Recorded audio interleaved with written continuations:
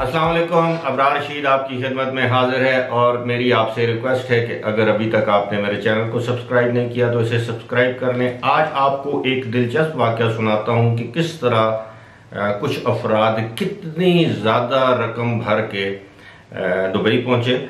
और लेकिन उससे पहले मैं आपको बताना चाहूँगा कि गुज़श्ता 2 दिनों से एक मरतबा फिर यूएई में जो कोरोना वायरस के मरीज़ हैं उनकी तादाद ज़्यादा है और रिकवरी की तादाद कम है। गुज़श्ता दिनों भी कोई 450 के करीब कोरोना वायरस के मरीज़ों की तस्दीक हुई यूएई में। और इस वक्त जो यूएई में कोरोना वायरस के कुल मरीज़ों की तादाद है वो है 48,246, जबकि इनमें से जो सेहतयाब हो चुके हैं उनकी तादाद है 37,076।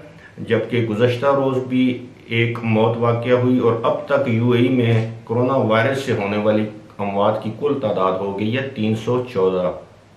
इस हवाले से मुख्तलिफ अफवाहें भी फैलाई जा रही हैं कि शायद दुबई या दीगर इलाकों में दोबारा लॉकडाउन किया जाए। ताहम फ़िलहाल हुकूमत के इक़दामात से ऐसा महसूस नहीं होता कि लॉकडाउन की तरफ दोबारा जाया जाएगा, क्योंकि जिस तरह दुबई को खोला जा रहा है अब तो मसाजिद को खोलने का भी ऐलान कर दिया गया है। तो इससे ये लगता है कि ये महज अफवाहें हैं, इन पर आप कान मत धरें। अब मैं आपको बताता हूँ कि किस तरह दुबई में कुछ अफराद ने अपनी वापसी का सामान पैदा किया और 1,35,000 दिरहम देकर दुबई पहुँचे। ये वाक़या यूँ है, किस्सा यूँ है कि कुछ अफराद जो कि इंडिया में थे और वो फंस गए थे, उनमें से एक शख्स है, मैं उनकी बात आपको बताऊंगा। उनका नाम बताया गया है मुदस्सिर अली। मुदस्सिर अली गुज़श्ता 4 महीनों से इंडिया के जो शहर कह लें या बेंगलुरु, जिसे पहले बेंगलोर कहते थे, वहाँ पर ये मुकीम थे। इनकी बीवी और बच्चे जो है वो दुबई में मुकीम थे। 4 महीने से ये वहाँ पे फंस गए थे। बड़ी कोशिश की, लेकिन आपको मालूम है कि इंडिया से यूएई के लिए फ़्लाइट्स बंद हैं। बिल आखिर मैं किस्सा मुख्तसर करता हूँ कि इन्होंने फेसबुक ग्रुप बनाया, वहाँ से इन्होंने मालूमात हासिल की। पता चला कि एक ही तरीका है कि ये चार्टर्ड तैयारा यानी जहाज़ किराए पर लेकर दुबई से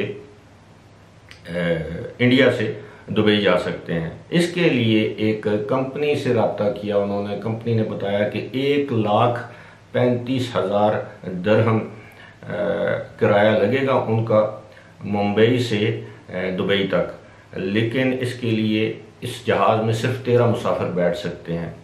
इस काम के लिए उन्होंने फेसबुक पे सर्च की और कब करते करते करते करते 18 अफराद उन्होंने इकट्ठे किए। लेकिन उनका मुदस्सिर अली का ये कहना है कि लोगों को उन पर शक था कि ऐसा तो नहीं कि मैं कोई फ्रॉड कर रहा हूँ, मैं उनके पैसे लेकर भाग जाऊँगा, उनके पासपोर्ट वगैरह।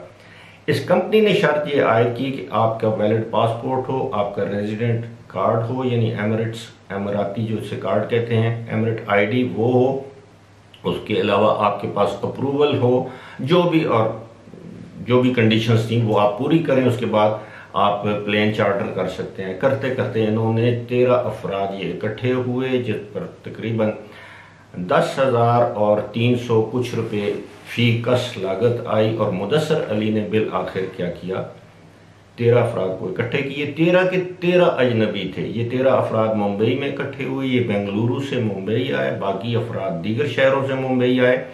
वहाँ से ये 13 अफराद जहाज़ में सवार हुए और दुबई पहुँचे।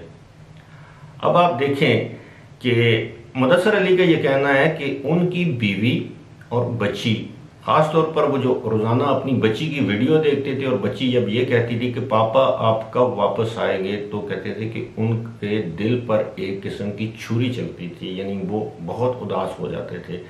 अब आप देखें, ये तो एक ख़ानदान का मामला है। बेशुमार, अगर लाखों नहीं तो हज़ारों ख़ानदान ऐसे होंगे जो इस वक्त एक दूसरे से जुदा है। और उसके ऊपर पाबंदियां, इंडिया की तरफ से भी पाबंदियां हैं। अब तो यूएई ने भी मजीद पाबंदियां आयद कर दी हैं। लेकिन आप ये भी देखें कि ऐसे कितने अफराद हैं, कितने लोग हैं जो इतनी बड़ी रकम अफोर्ड कर सकते हैं, यानी प्लेन चार्टर कर सकते हैं। 13 अफराद हों, 10 हों या 20 हों।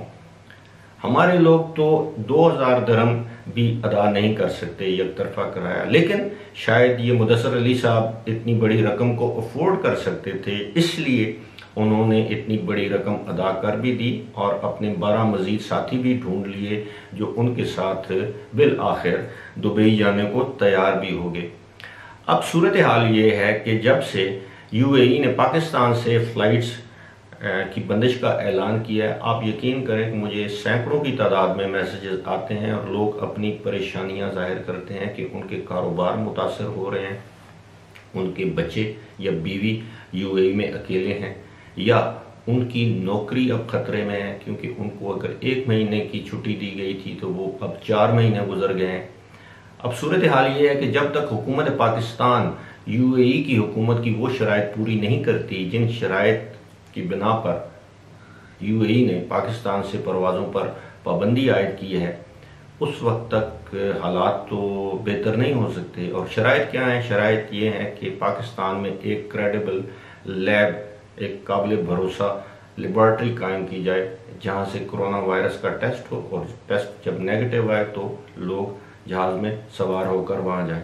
दूसरी जानब गुज़श्ता 2 दिनों से कुछ खबरें, कुछ अफवाहें ये भी थी कि शायद यूएई की हुकूमत ने या एमिरेट्स एयरलाइन ने चुगताई लैब को ऑथोराइज़ किया है कि आप उनसे टेस्ट करवाएं तो वो टेस्ट काबिल कबूल होगा।